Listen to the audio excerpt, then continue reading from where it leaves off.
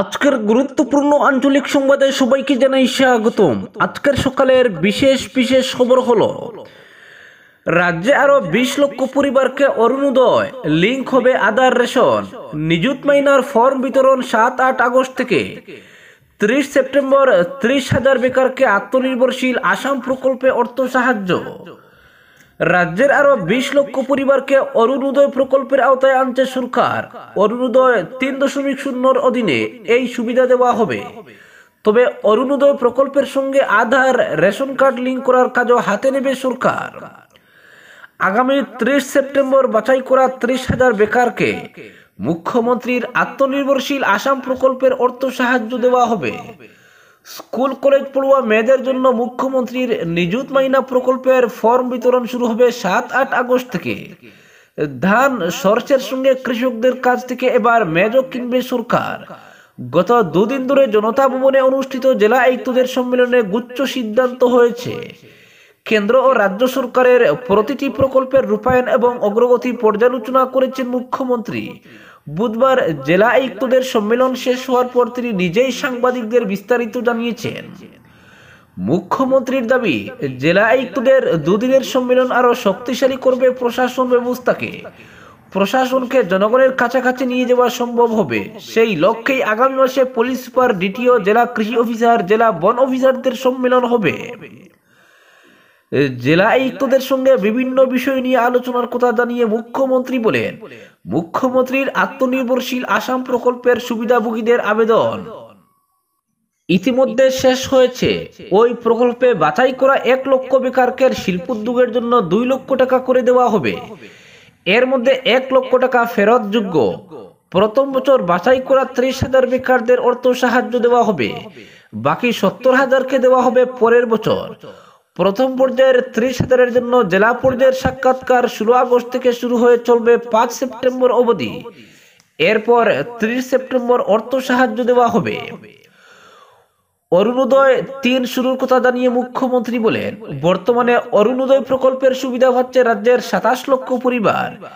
এবার অরুণোদয় 3:0 শুরু করে আরো 20 লক্ষ পরিবারকে এর আওতায় আনা হবে। ফলে অরুণোদয় প্রকল্পে সুবিধাভোগীর সংখ্যা গিয়ে দাঁড়াবে 47 লক্ষে। কিন্তু কিছু কিছু অবাঞ্ছিত লোক অরুণোদয় প্রকল্পে সুবিধা পাওয়ার তথ্য সরকারের হাতে এসেছে। তাই এখন থেকে অরুণোদয়ের সঙ্গে আধার ও রেশন কার্ড লিঙ্ক করার কথা জানিয়েছেন মুখ্যমন্ত্রী। তিনি বলেন, নতুন সুবিধাভোগী বাছাইয়ের পর্ব শুরু হবে সেপ্টেম্বর থেকে।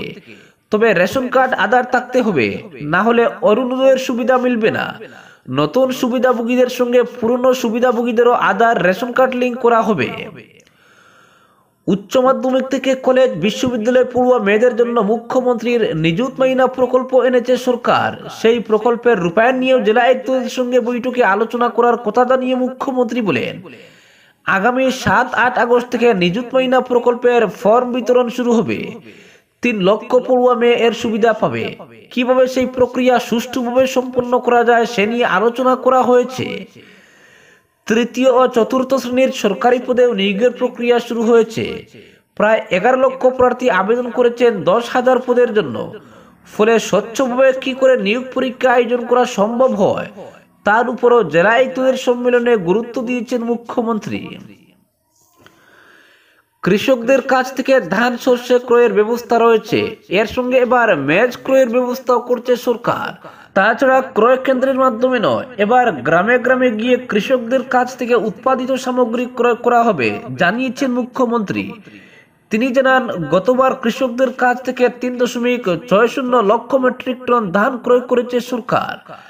48টি বেসরকারি মিলও সমপরিমাণের ধান ক্রয় করেছে কৃষকদের কাছ থেকে। ফলে ভালো পরিমাণ ধান কেনা হয়েছে।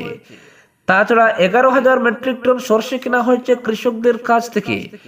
আগামী বছর 30,000 মেট্রিক টন সরষে কেনার লক্ষ্য নেওয়া হয়েছে।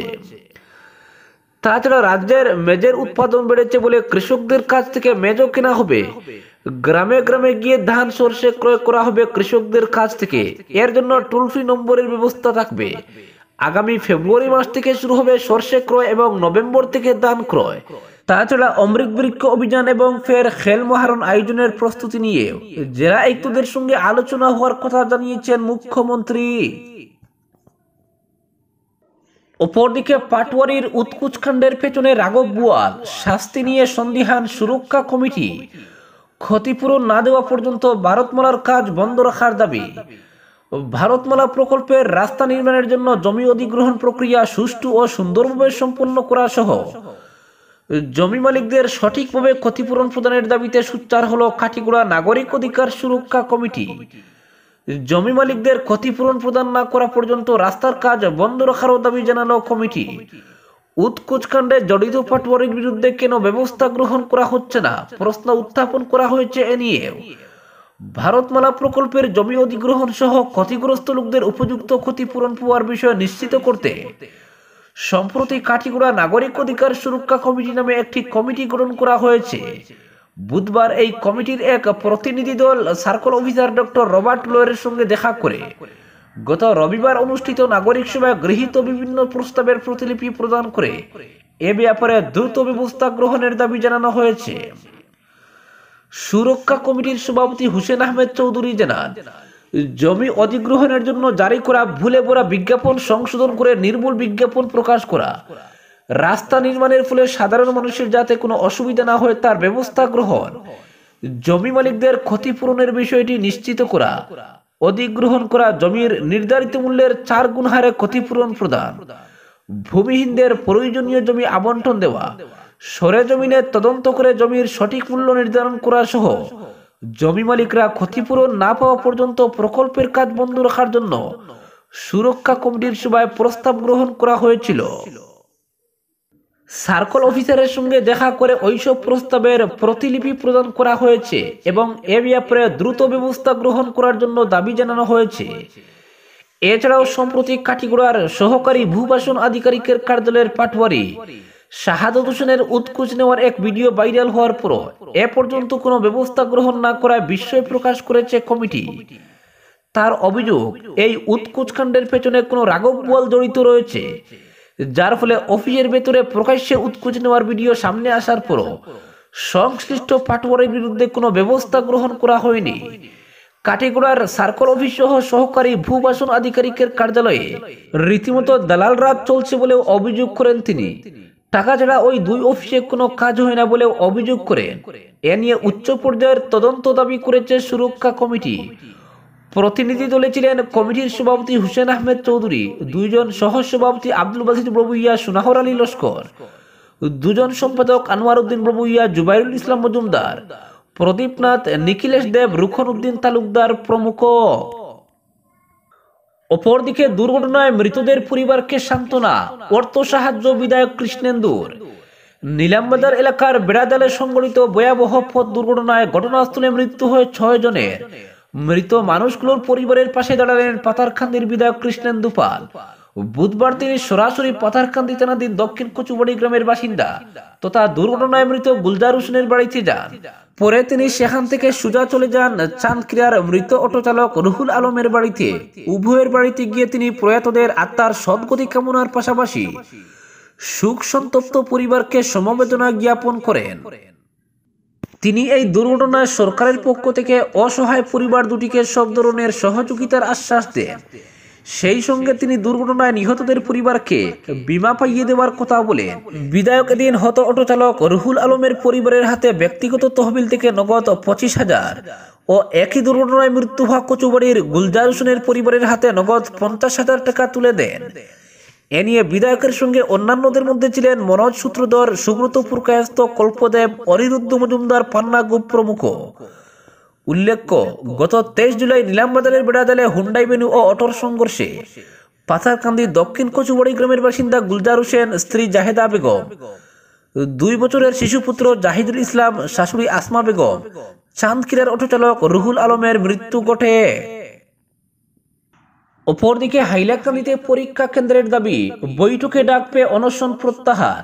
হাইলাকান্দি জেলায় আইডিআরই নিযুক্তি পরীক্ষা কেন্দ্র নিয়ে ডিসির সঙ্গে ত্রিপাক্ষিক বৈঠকে বসে সমস্যার সমাধানের আমন্ত্রণ পেয়ে শেষ পর্যন্ত আমরণ অনশন প্রত্যাহার করল ছাত্র মুক্তি সংগ্রাম সমিতি সহ অন্যান্য সংগঠন। বুধবার সন্ধ্যায় জেলা প্রশাসনের পক্ষে এডিসি অমিত পারবুসা শাহাবাদে অনশন ধর্মঘট স্থলে ছুটে গিয়ে জেলা আয়ুক্তের কার্যালয়ে আলোচনার মাধ্যমে পরীক্ষা কেন্দ্র সংক্রান্ত সমস্যার সমাধানের আহ্বান জানালে ধর্মঘট প্রত্যাহার করে নেওয়া হয়। হাইলাকান্দি জেলায় তৃতীয় ও চতুর্থ শ্রেণীর নিযুক্তি পরীক্ষার সেন্টার প্রদান করার দাবিতে বুধবার বেলা 11টায় শাহাবাদ বাজারে ছাত্র মুক্তির শতাধিক নেতা কর্মী ছাড়াও বিভিন্ন দল সংগঠনের নেতারা অংশ নেন। যদিও সন্ধ্যা 6:30 নাগাদ এডিসি পারভূষা উপস্থিত হয়ে জেলা আয়ুক্তের সঙ্গে ত্রিপাক্ষিক বৈঠকে বসে সমস্যার সমাধানের ব্যাপারে আলোচনা করার আহ্বান জানালে আমরণ অনশন সাময়িক প্রত্যাহার করা হয়। এদিন রাইজর দলের কেন্দ্রীয় সাধারণ সম্পাদক জহির উদ্দিন লস্কর, কৃষক মুক্তির জেলা সভাপতি হিমাংশু গোস্বামী, সাধারণ সম্পাদক ফরিদ উদ্দিন লস্কর, ছাত্র মুক্তির জেলা সভাপতি জহিরুল ইসলাম মজুমদার, সম্পাদক খায়রুল ইসলাম রমুইয়া প্রমুখের নেতৃত্বে ছাত্র মুক্তির নেতা কর্মীরা আমরণ অনশনে বসেন। তারা হাইলাকান্দিতে পরীক্ষার সেন্টার দিতে হবে, নিযুক্তি পরীক্ষার সেন্টার থেকে হাইলাকান্দি জেলাকে বঞ্চিত করা মানছি না মানব না ইত্যাদি স্লোগান দিয়ে পরিবেশ উত্তাল করে তুলেন। অনশন স্থলে বক্তব্য রাখতে গিয়ে জহির উদ্দিন বলেন, জেলার জনপ্রতিনিধিদের অকর্মণ্যতার ফলে হাইলাকান্দি জেলা বারবার বিভিন্ন ক্ষেত্রে বঞ্চনার শিকার হচ্ছে, তাই আন্দোলন ছাড়া কোনো বিকল্প নেই। বলেন, আমরণ অনশনের পাশাপাশি তারা জেলা জুড়ে বিভিন্ন ধরনের আন্দোলন কার্যসূচি রূপায়ণ করে সরকারের উপর চাপ সৃষ্টি করবেন। বলেন, দক্ষিণ হাইলাকান্দির এক একজন পরীক্ষার্থীর শিলচরে গিয়ে পরীক্ষা দিতে 4-5 হাজার টাকা খরচ হয়।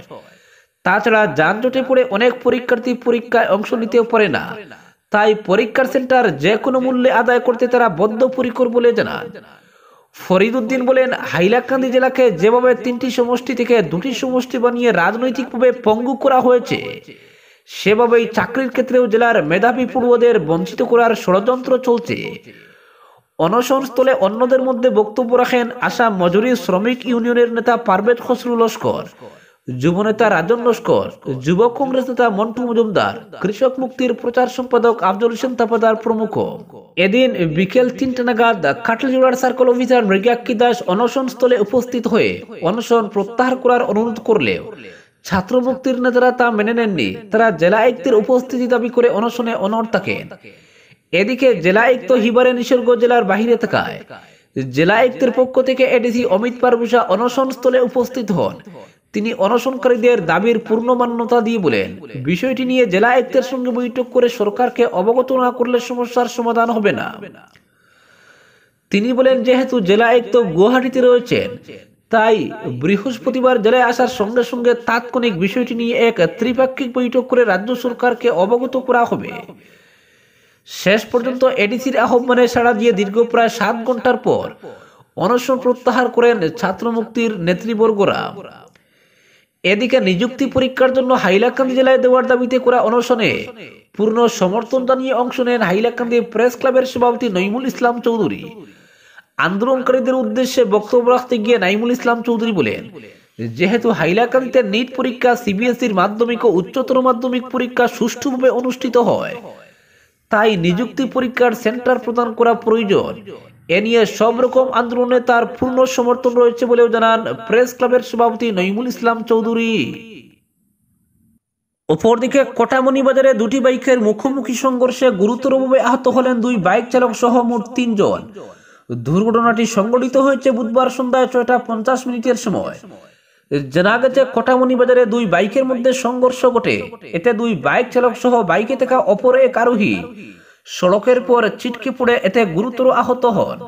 এদিকে আহতরা হলেন কটপুর গ্রামের তমজিদ আলীর ছেলে মনসুর আহমেদ এবং ইসারপুর গ্রামের জুনাব আলীর পুত্র সেলিম উদ্দিন সহ একই গ্রামের মৃত মোবারক আলীর ছেলে আনোয়ার হোসেন।